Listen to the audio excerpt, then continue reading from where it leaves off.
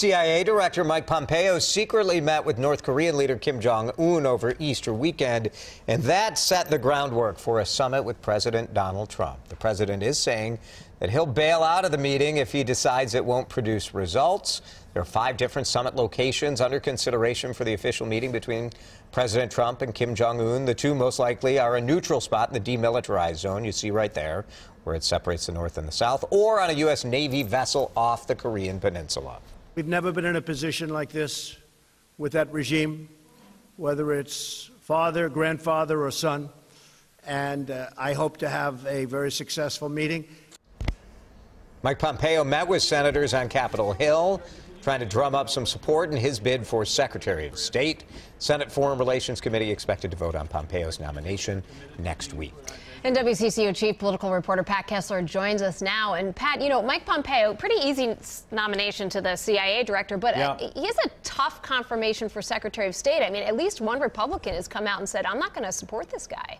Yeah, and every single Democrat also. Now, this is what might happen next week when they actually take the vote. He might be the first nominee in Foreign Relations Committee history that doesn't get the Foreign Relations Committee endorsement. He might go right to the Senate floor, and they're going to have to walk the plank, I think, some of these Republicans. A lot of opposition to him, including Rand Paul, the Republican, who says he's opposed in part because of Pompeo's support of torture techniques by the CIA. That's just one thing. Democrats are opposed to him not just for that, but also because he is very critical of Muslims in the United States, Muslim immigration, I should say, and also gay marriage. He does not believe in gay marriage, same-sex marriage. So these are all things that could conspire to deny him a nomination, and it's going to be very interesting to watch if it even gets to the Senate floor, what's going to happen. Pat, your latest reality check focused on the humanitarian crisis in Syria, the number of refugees coming from there to the United States. What did you find? Because we hear so much talk about Syria. What did you find?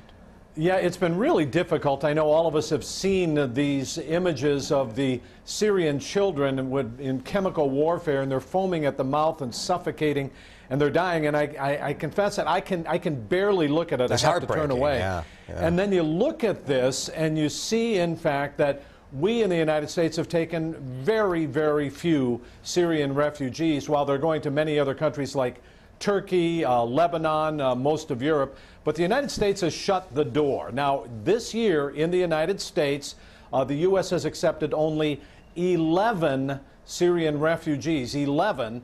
And in Minnesota, that number is 0. Minnesota hasn't accepted a single Syrian refugee since July 1st of 2017. A lot of this is because President Trump has cut the number of immigrants worldwide in half, but has severely restricted countries like Syria from bringing refugees into the United States. So we just wanted to shine a light on that a little bit with all of these people that are dying there, and we're doing not as much to help them as maybe we could.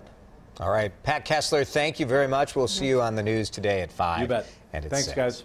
All right. How